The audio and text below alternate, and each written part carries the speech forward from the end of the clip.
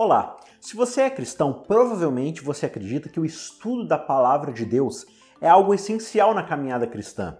Ler, estudar e aplicar corretamente a Bíblia em nossa vida é tão importante para o cristão quanto é para o ser humano respirar e comer. Ainda assim, a Bíblia é um livro desafiador, pois possui milhares de anos de distância entre nós e os autores originais da Bíblia, além de uma linguagem muitas vezes complicada de se entender e de se interpretar. É justamente pensando nisso que a equipe do Cristãos Cansados e do Contra a Cultura resolveu fazer um curso todo especial e completo para ajudar você nessa jornada. Este curso está em desenvolvimento e será lançado tão logo fique pronto, mas para que você fique por dentro de todas as novidades e acompanhe o lançamento, faça agora mesmo seu pré-cadastro acessando o site queroentenderabiblia.com.br. Tudo junto, sem acento, queroentenderabiblia.com.br. Muito fácil, né? Através desse curso, você irá descobrir ferramentas adequadas para tirar o máximo de proveito do seu estudo. Você vai aprender a lidar com dicionários, comentários bíblicos, concordâncias, léxicos, várias ferramentas que vão te ajudar muito nessa jornada. Você também vai conhecer os vários estilos literários que compõem a Bíblia e aprender a estudar cada um deles de forma única. Além disso, você vai aprender a reconhecer o contexto e o ponto central de cada passagem ou capítulo bíblico e aprender a aplicá-lo corretamente. Você vai adquirir a habilidade de ler o texto bíblico de uma forma atenta, de uma forma significativa, buscando a realidade histórica, os padrões geográficos, temporais, sociais, seus personagens, a intenção do autor, tudo isso para que você possa encontrar o significado real que de fato vai te transformar à medida que você vai lendo a palavra de Deus. Você também vai aprender a evitar os perigos da interpretação equivocada da Bíblia e de usar presunções, ou seja, de projetar no texto aquilo que ele não diz. Você vai se tornar consistente na sua leitura bíblica como um todo e vai evitar a seletividade de apenas buscar aqueles textos bíblicos que comprovam o que você já acredita. E se você deseja também, você vai aprender a produzir sermões poderosos e também estudos bíblicos baseados em um estudo contundente e coerente da palavra de Deus. Tudo isso e muito mais vai estar disponível nesse curso completo e acessível que vai mudar, eu tenho certeza, a sua forma de ver a Bíblia, ler e estudar e também aplicá-la na sua vida. Não perca tempo e faça agora mesmo seu pré-cadastro. Ao fazê-lo, você vai receber imediatamente um e-book gratuito já com dicas de como estudar a Bíblia. E você vai ser adicionado agora mesmo em uma lista de transmissão que vai enviar periodicamente outros materiais, dicas de leitura e finalmente, quando o curso estiver pronto, você vai ser o primeiro a saber. Então não perca tempo, acesse queroentenderabiblia.com.br, coloque lá seu nome, seu e-mail, seu WhatsApp e você vai fazer a pré-inscrição para receber todo esse material quando ele estiver pronto. Beleza? Eu te espero lá, fique com Deus e até mais. Em 3, 2, 1, gravando. Começando mais um Contra a Cultura, chegando para você, especialmente aqui na Rádio Novo Tempo. Mais uma vez, é uma alegria muito grande ter a sua companhia para estudarmos a Palavra de Deus. Estamos aí em ritmo de temporada nova, a temporada que se chama Criaturas da Palavra. Vamos aprender no decorrer aí desses próximos episódios o relacionamento que nós temos com a Palavra de Deus, qual a melhor forma de abordá-la, de interpretá-la, para que ela seja profundamente transformadora na nossa vida, dentro de um relacionamento com o Espírito Santo, com Deus e com Cristo Jesus. Estamos aí no segundo episódio dessa nova temporada e mais uma vez conosco está ela, Mayara Costa. Tudo bem, Mayara? Paz, amigo, tudo bem? E você? Bom demais da conta. Mais uma vez aí a participação da Mayara, que já esteve com a gente aí na semana passada. Só que agora a gente vai fazer aquele velho episódio em dupla, em trio, em tudo aqui. Tudo. Né? Porque nós temos mais uma vez conosco aqui Vanédia Cândido, diretamente da Paraíba. Na quarentena da Paraíba. Tudo bem, Vanédia? Tudo certo, Isaac. Tudo bem, Mayara? Saudade Oi, de vocês. Prazer ter você aqui de novo conosco. Como é que Prazer tá aí meu. a quarentena nesse canto aí? Tá todo mundo em casa, né? Fechado. Só os velhinhos que estão no meio da rua. né? O resto tá tudo em casa. Olha só esse povo que não tem medo do perigo, impressionante. Fique em casa, hashtag fique em casa. Não, aqui. o mais engraçado é o que ela falou. A gente tá em casa para proteger os idosos, que é grupo de risco, e lá na Paraíba os idosos estão na rua e quem não é grupo de risco tá em casa. Isso é engraçado. É, porque aí eles sabem que na rua a molecada que tem o vírus não tá lá, entendeu? Muito inteligente isso daí, ó. Tal. Gente, vamos levar isso a sério, vamos ficar em casa aí. Nem sei se no momento em que a gente tá passando esse episódio a coisa já acabou. Espero em Deus que sim. Mas se ainda não acabou, fique em casa aí, toma cuidado. Estamos aí então nessa nova temporada Criaturas da Palavra e eu quero te lembrar mais uma vez algo super especial. A equipe do Contra a Cultura e do Ministério Cristãos Cansados está preparando um curso espetacular de como estudar, como interpretar e como aprender a partir da Bíblia, como se interagir melhor com a Bíblia. A gente vai, no decorrer dessa temporada aqui, conversar bastante, dar bastante dica, e a gente faz isso com todo prazer, mas estamos preparando um curso bem mais profundo, bem mais explicado, com muito mais exemplos, sem essa limitação dos nossos 30 minutinhos que a gente tem correndo aqui toda semana, algo bem mais completo, e está sendo desenvolvido aí, vai ser desenvolvido no decorrer do ano, a gente ainda não tem data para lançar.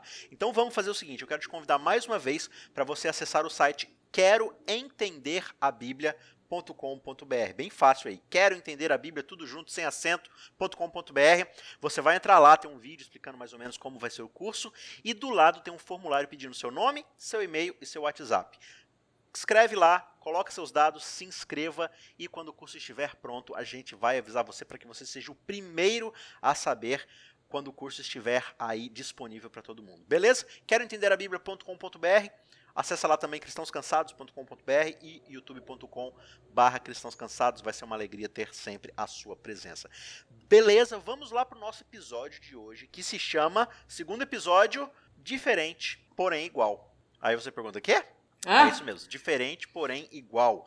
A gente vai falar aqui de uma das características da Bíblia que a torna igual a todo e qualquer livro que o ser humano já tem escrito, porém de forma diferente. Como isso é possível? Isso não é antagônico? Isso não se contradiz? A gente vai observar nesse episódio que é possível sim que ela seja diferente, porém igual. Certo? Vanédia Cândido, quando a gente fala de inspiração, quando a gente fala aí de revelação, são dois tópicos muito importantes, quando a gente vai aprender a respeito da Bíblia, certo? A origem que a Bíblia tem, a gente entende que a Bíblia é um livro divino. Acho que ninguém vai negar que a Bíblia é a palavra de Deus, ou pelo menos ninguém que acredite na Bíblia como palavra de Deus, né, vai negar que ela tem isso, que ela tem sua origem, né, em Deus. Só que ao mesmo tempo ela possui mais do que isso. Tem uma característica aí que a diferencia, né, de outros livros, mas ao mesmo tempo tem certas semelhanças. Por que a Bíblia pode ser considerada, ao mesmo tempo, sendo um livro divino?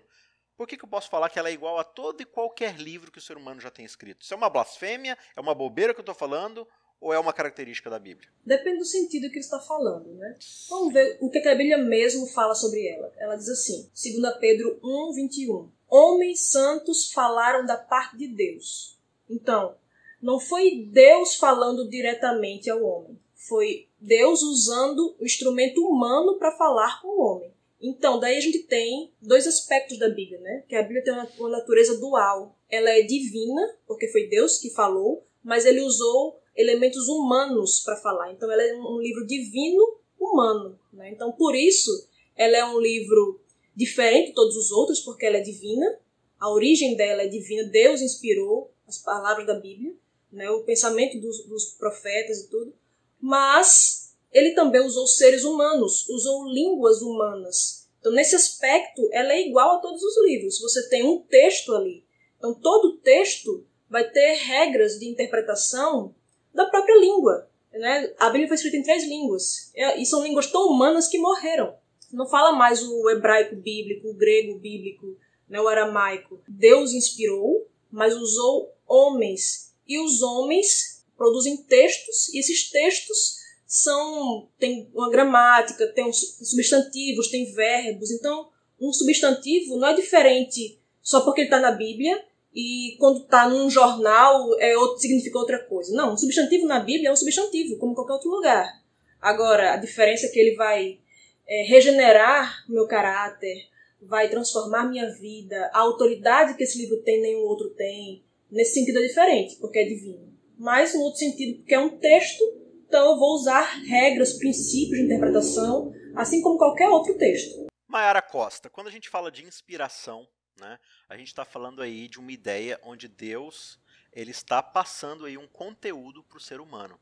Agora, existem várias formas que a gente enxerga e são discutidas vários pontos de vista a respeito dessa inspiração, né? Quais são alguns tipos de noções que o cristianismo, né, de suas várias facetas, tem a respeito de como Deus inspirou o ser humano para escrever a sua palavra? Quais são essas visões, que características elas têm e como a gente consegue entendê-las? Todo mundo no cristianismo, podemos dizer assim, eles acreditam na inspiração divina, né? Que a Bíblia, ela realmente tenha sido inspirada por Deus. Só que o que difere é que algumas pessoas acreditam que Deus, ele tenha, digamos assim, soprado, né? Porque é isso que significa a palavra inspirar, lá em 2 Timóteo capítulo 3, verso 16, né? Na verdade você já tem um probleminha aí quando você traz para o português, né? Eu não sei aonde se perdeu isso, porque na verdade na nossa linguagem, inspirar é respirar fundo, né? Sim. Isso é inspirar. Então a ideia de que Deus soprou o seu espírito no ser humano está mais para expirar, né? Mas acho que talvez a ideia seja ali de que Deus inspira seu espírito e o ser humano puxa esse espírito para dentro de si, né? Enfim, é uma figura de linguagem traduzida em palavras aí, Então, né? como é que algumas pessoas entendem? Que nesse processo de inspiração, a inspiração seria a forma que Deus usou para comunicar o conteúdo. O que é o conteúdo? É a mensagem, a revelação. Então, a forma que Deus escolheu para revelar para o homem a mensagem foi através da inspiração. Alguns acreditam que Deus tenha soprado na mente do homem, pôs na mente do profeta, e o profeta, dentro da sua linguagem, dentro do seu contexto, dentro das suas condições sociais, né? Dentro do seu nível de instrução, que esse profeta, através da linguagem dele, ele pudesse escrever aquilo que Deus havia dado através da inspiração a ele. Outras pessoas acreditam que Deus tenha falado e o homem tenha escrito, como se fosse uma forma de ditado mesmo, sabe? Como se Deus tivesse ditado e o homem tivesse escrito ali, só copiado. Isso são maneiras que, dentro do próprio cristianismo, você encontra as pessoas de entender a inspiração. Aí tem gente que vai entender a inspiração como sendo algo inerrante, ou seja, se Deus ditou, então não tem nem erro de português, nem de ortografia, nem de vírgula, nem de nada. E outras pessoas acreditam não numa inspiração verbal, mas como eu disse, ele inspirou o pensamento do profeta e o profeta ele teve a sua liberdade literária para poder escrever. E aí essa inspiração pode ter vindo Deus falando diretamente, como foi o caso de Moisés, ou Deus dando sonhos e visões. Isso são algumas coisas que a gente encontra na Bíblia.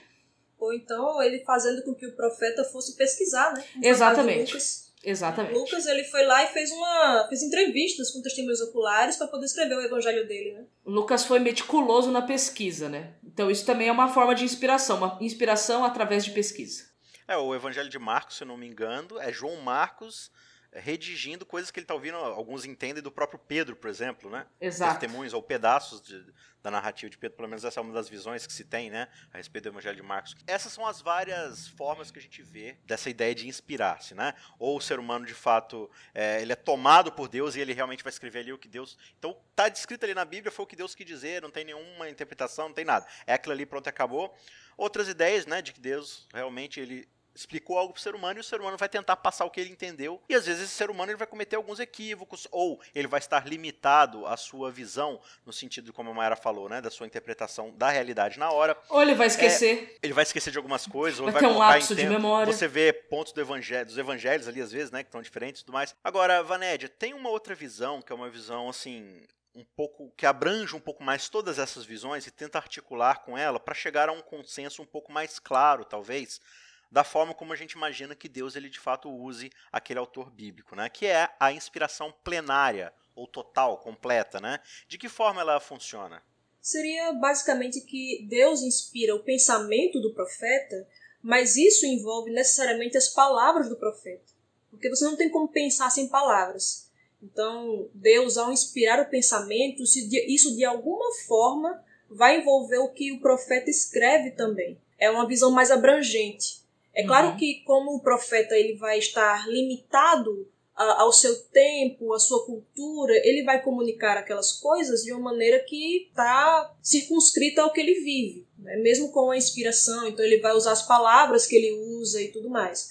Só que, de certa forma, essas palavras vão ser também inspiradas por Deus, né? Não como um ditado, como a inspiração verbal, mas sim, a inspiração envolveria também as palavras do profeta. Na própria escolha, né? No próprio uso, né? Por exemplo, assim, de qual palavra que ele poderia usar. Sim, porque sim. A gente tem os autores, os escritores, né? São diferentes um do outro.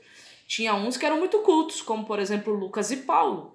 Mas havia outros escritores que eram pessoas totalmente simples, né? Como, por exemplo, Amós. Dentre essas várias visões que a gente tem ao interpretar a Bíblia, dentro dessa ideia de inspiração, a forma como a gente entende inspiração vai definir completamente a forma como a gente interpreta e lê a Bíblia. Sim, porque se eu entendo que a Bíblia é um livro unicamente divino e não tem nenhum componente humano ali, eu vou encarar a Bíblia praticamente como um livro mágico. É como a gente faz muitas vezes no dia a dia. Sorteia um texto assim a esmo e aí eu digo, o que esse texto fala pra mim, assim, de uma maneira quase esotérica, né? Só que não é assim. Os autores, quando escreveram, eles tinham uma intenção a passar. Não é um abracadabra, não são palavras mágicas ali que abrem as portas do céu pra mim e pronto. Não. Deus, quando ele usou línguas humanas, usou seres humanos para escrever, ele tinha uma mensagem para passar às pessoas, tinha uma intenção a comunicar ali, e é nosso dever buscar reconstruir ao máximo a intenção do autor. Quando a gente vê assim de uma maneira meramente divina, a gente fica com esse esoterismo, né? Ou então quando eu vejo como um livro só humano, né? Também tem problemas aí, porque eu acho que Deus não inspirou, então os homens falaram ali só da sua visão mesmo e acabou. Existem pelo menos 3 maneiras mais comuns que as pessoas usam para poder fazer a interpretação ou a leitura do texto, né? Tem gente que quer ler o texto tentando descobrir, adivinhar qual foi a intenção do autor, só que aí fica um pouco difícil a gente tentar adivinhar a intenção do autor, porque o autor não está mais aqui, né? Ele já morreu. Então, quem melhor do que o próprio autor para poder nos explicar o que ele realmente estava querendo dizer quando ele escreveu ali, né? Uma segunda forma de leitura do texto que é muito comum é a visão do leitor. Você querer interpretar a Bíblia à luz daquilo que você acha que ela está... aquilo que você sentiu que ela disse para você. E tem uma terceira forma de interpretação do texto, que é o texto pelo texto, que, na minha visão, é a forma mais segura, porque a única coisa que nós temos hoje é o quê? É o texto. E se a gente adquirir o bom hábito de ler, fazer uma leitura atentiva do texto, prestar atenção nos detalhes, né, junto com outras regras, claro, né, de interpretação que a gente pode aplicar aqui, que com certeza a gente vai falar sobre isso mais pra frente aí na série, né, nos episódios mais pra frente aí. Se a gente aprender a deixar o próprio texto esclarecer o que ele tá querendo dizer, a gente pode se livrar de grandes problemas, né? Se você for entender até, às vezes, de uma forma mais filosoficamente platônica, de você levar tudo a ferro e fogo dentro de uma inspiração de um mundo das ideias, né? De que a coisa vem baixada de Deus e ela é bruta daquele jeito, você tem que entender daquela forma, como a Vanette falou, né? É uma coisa mais mística. Por exemplo, hoje em dia você tem muito forte um movimento aí de quem acredita na Terra plana. Eu sei que provavelmente ao eu falar isso daqui a gente já vai ter problema nos comentários, então, enfim, né? Mas vamos lá, esse exemplo é ótimo, porque você lê alguns textos na Bíblia onde diz, Deus se assenta no disco da Terra, ou na redondeza da celeste Terra e tal, e dá a entender de que a Terra é um disco, a Terra é achatada, a Terra é plana.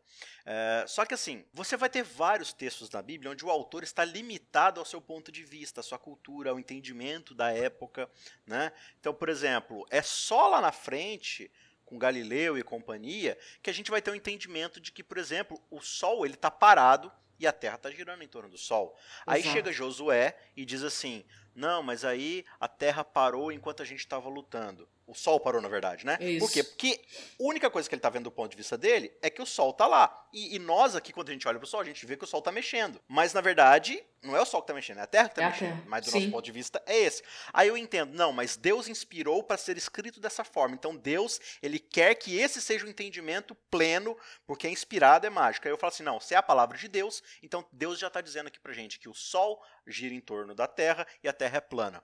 E aí você cria movimentos místicos em torno dessa ideia de que Deus está dizendo para todo mundo que a Terra é plana. Aí vem essa confusão, a Bíblia é anticientífica, todo mundo já provou, não sei o que lá, e fica essa briguinha. Por quê? Porque a forma como eu entendo entendo a origem da Bíblia, vai influenciar na forma como eu a interpreto. Né? Então você tem vários desses exemplos da Bíblia que o autor ele está limitado ao seu ponto de vista, à sua cultura, ao seu entendimento da época, e ele vai descrever essas coisas. Apocalipse é esse exemplo, né? João olha para o céu e ele fala assim, a rua era de ouro, o mar era de vidro, tal coisa era assim. Ele está tentando pegar elementos da sua época para descrever para o leitor original as coisas que ele sabe que o leitor vai entender do ponto de vista dele. Né? Ele está partindo do conhecido para o desconhecido. Ele vai precisar comunicar isso na linguagem que o seu leitor vai entender.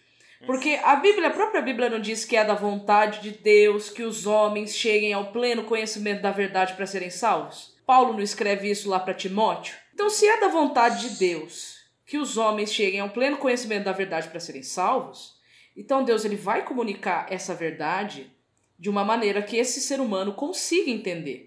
Então, a gente tem que entender o seguinte, a Bíblia não é um compêndio científico. Ela não tem o objetivo de falar de ciência, embora você encontre uma informação ou outra no texto bíblico. Ela não é um compêndio de matemática, não é um compêndio de nada disso. A Bíblia é a palavra de Deus para o ser humano. Deus está querendo comunicar uma mensagem para o ser humano. Essa própria linguagem aí de Josué é linguagem fenomenológica, né? Que até hoje você usa, os cientistas usam, o sol se pondo, tal. O sol não se põe, né? Esse tipo de linguagem que é usada é uma linguagem para comunicar aquela verdade. Imagine você falar sobre internet, computador, celular, para uma tribo afastada do mundo ocidental e tudo.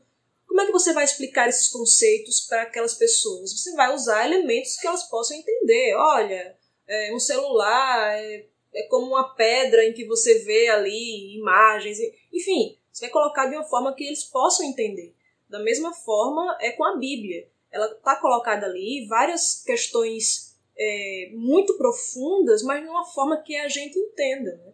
Então, assim, isso também faz com que a gente tenha um outro vício, que é olhar assim, a Bíblia como um livro assim, é tão profundo que é infinito, né? Cada texto tem infinitos significados. Também não é assim. Como o autor tem uma verdade, uma intenção a passar ali, aquele texto só tem uma verdade, que é a intenção que o autor quis comunicar. Então, o texto não está falando de ciência, não está falando de um monte de coisa. Ele está falando daquela verdade que o autor quis passar. A pessoa pensa assim, mas a Bíblia é tão profunda que tem uma verdade para você, tem outra para mim, tem outra para fulano, tem outra para ciclano. Não, é uma verdade só. Você pega Deus é amor. É um texto muito profundo. Para você entender o amor de Deus, nem a eternidade vai conseguir revelar o amor de Deus completamente. Mas, apesar de ser muito profundo, só tem uma verdade aí. Deus é amor. Não tem milhões de coisas, né? Agora, quando a gente lê o texto bíblico, como a Mayara falou, né, a gente tem que ler o texto pelo texto. E é verdade. O texto tem que ser a própria ferramenta a ser utilizada para a gente interpretá-lo. Agora, de fato, a gente encara vários desafios aí, né, Mayara? Porque, cara, você está falando de um autor de não sei quantos milênios, séculos, milênios, né? Milênios atrás, outras culturas, outras linguagens, outros momentos e tal. Existe alguma metodologia mais assertiva para a gente pegar todo esse pacote de background, de informação que a gente tem atrás do texto bíblico, né? Porque atrás desse texto pelo texto tem um autor que escreveu para um público que deveria lê-lo primeiro do que nós, né? Dentro de uma circunstância, com um objetivo. Qual seria uma maneira mais assertiva de a gente abordar o texto bíblico? Tem uma ideia aí que se é colocada aí entre os estudiosos, que é da histórico gramatical. Esse é um bom método para se estudar a Bíblia? Esse é um bom método, porque você vai, obviamente, observar dentro da história, por exemplo, se for uma profecia, o cumprimento que aquilo teve, e dentro da arqueologia, o que a arqueologia pode ajudar a remontar o cenário e a remontar o contexto da época que o texto foi escrito, né? Que seria isso aí a parte histórica, e analisar a gramática. Você observar a língua que foi escrita, né? E saber enxergar o texto dentro da própria língua que ela foi escrita. Então o método histórico-gramatical é muito bom porque ele faz uma análise do contexto da época, contexto imediato e contexto cultural, contexto histórico, e ele faz uma análise da língua, né? Da língua original que foi escrita. Então você estuda o conceito de uma palavra, não só dentro de um dicionário, mas dentro de todo um contexto cultural, histórico, né, por trás do que estava acontecendo ali na época. Legal. Agora, ô Vanédia, isso deveria levar a gente a tomar certos cuidados na hora de ler e interpretar a Bíblia, né? Como você falou, essa ideia de tirar várias verdades da Bíblia, porque é muito comum, por exemplo, a gente esquecer completamente que o autor tinha essa intenção, tinha um público primário que ouviria essa mensagem, e começar a pegar certos textos bíblicos e aplicar de forma contemporânea para a nossa realidade, sem levar em consideração todo esse contexto, né? A gente está vivendo, por exemplo, agora essa época aí da pandemia e tudo mais, as pessoas confinadas em casa, e aí tem muita gente pegando textos bíblicos e colocando lá pedaços de salmos, pedaços aí de profetas e tal, e colocando ele na internet como se fosse uma descrição da realidade atual, né? Por exemplo, eu lembro da crise que estava tendo lá em Alepo e tudo mais, né? E eles estavam pegando textos ali bíblicos falando que ia ser destruído e tudo mais, e como se fosse aplicado para os tempos de hoje. Que cuidados a gente deve ter ao tentar trazer a aplicação do texto para a nossa realidade, levando em consideração de que Deus está inspirando um autor limitado ao seu tempo, ao seu contexto e ao seu público? Primeiro, como a Mayra falou, né, a gente tem que deixar o texto se explicar, o texto pelo texto. Então, o texto ele vai dizer qual é o significado daquelas palavras e tudo. Não só o contexto literário, né, o contexto histórico, tudo isso. Então, assim, quando eu pego um texto de Salmo, por exemplo, tem aquele Salmo que está sendo muito usado agora ultimamente, né? Nem praga nenhuma chegará à tua tenda, nem um mal virá sobre ti. Será que o Salmo está falando realmente que não vai ter nenhum mal que vai me atingir? Quer dizer que os servos de Deus não são atingidos nunca por mal algum? O que dizer do próprio Cristo, né? O Filho de Deus que sofreu o maior mal que poderia acontecer, né? Se você observar o contexto dos Salmos, às vezes o próprio autor que está escrevendo aquele Salmo, ele está passando por uma circunstância terrível. No contexto bíblico geral isso não se encaixa e no próprio contexto do texto não se encaixa. Você pega o Salmo 23, o Senhor é meu pastor, nada me faltará. A pessoa pega para falar assim, que não vai passar por problema nenhum. Mas o salmista diz, ainda que eu ande pelo vale da sombra da morte, não temerei mal algum, né? Porque tu estás comigo. A questão é que Deus está com ele. O Senhor é meu pastor e nada vai me faltar, ainda que falte. Ainda que falte comida, ainda que falte, como no caso do vale da sombra da morte, né? Luz, né? Um vale de sombra. E vida, que era um vale de morte. Ainda assim, Deus me consola. Se ele me consola, eu estou precisando de consolo. Você olhar o texto no contexto, de fato, do que aquele autor está falando, não só do autor em si, daquele texto em si, mas do gênero literário que está ali, né? Se é poético, se é isso aí. Então é importante atentar para isso. Você tem o contexto micro. O que é o contexto micro? É o próprio capítulo. Você tem que analisar o texto, o verso, por exemplo, dentro do próprio capítulo. Porque o próprio capítulo já vai ter muita informação para dar em relação ao que o autor está querendo dizer. E aí você tem o contexto macro. O que é o contexto macro? É o que as demais escrituras terão a dizer em relação àquele assunto. Então, assim, a gente tem que tomar muito cuidado com essa mania de texto fora do contexto. Porque um texto tirado do contexto serve de pretexto. É uma famosa frase aí usada por muitos, né? E que é uma verdade. Um verso ele não pode ser isolado, né? Nem do contexto micro, nem do contexto macro, nem do contexto histórico, nem do contexto cultural. E a gente usa essa frase, né, Mayara? Direto assim. Um texto fora do contexto é um pretexto. Eu mesmo usava muito. Só que eu não fazia ideia, que eu não sabia o que era contexto. Tem isso, né? Então, assim, a gente acha que colocar no contexto é eu pegar um verso lá de Salmo, misturar com outro lá de Provérbios, que mistura com outro lá de Mateus. Então eu coloquei no contexto. Isso é texto fora de contexto, usando para algum pretexto. Às vezes o pretexto é bom, mas de qualquer forma é um texto tirado do contexto. Engraçado é que a gente acusa os outros, né, de descontextualizar a Bíblia, né, para defender os interesses, mas a gente faz a mesma coisa, porque o texto prova é o quê, afinal das contas? Contexto não é eu pegar um pouco aqui e um pouco ali, formar, por exemplo, uma cadeia de texto e dizer que isso é o contexto, entendeu? Muito bem, vamos chegando então ao final desse episódio. A gente viu muita coisa interessante aqui, o cuidado que nós temos que ter para termos uma visão correta a respeito da inspiração bíblica, do papel divino na inspiração bíblica, do papel humano em trazer as palavras de Deus e explicá-las às pessoas dentro de um contexto, dentro de uma realidade, dentro de uma cultura, dentro de uma linguagem, e todos esses cuidados devem estar presentes na hora que nós vamos chegar até a Bíblia e abri-la para lê-la e interpretá-la, certo? Então, acompanhe a gente aí no decorrer dessa temporada, a gente vai trazer muito mais discussões a respeito dessas questões bíblicas e vai ser um prazer ter a sua companhia aqui conosco. Não esquece de entrar lá em queroentenderabiblia.com.br, se cadastrar e ficar atento aí ao lançamento do nosso curso, e a gente se vê na semana que vem para mais um episódio. Fique com Deus e até lá.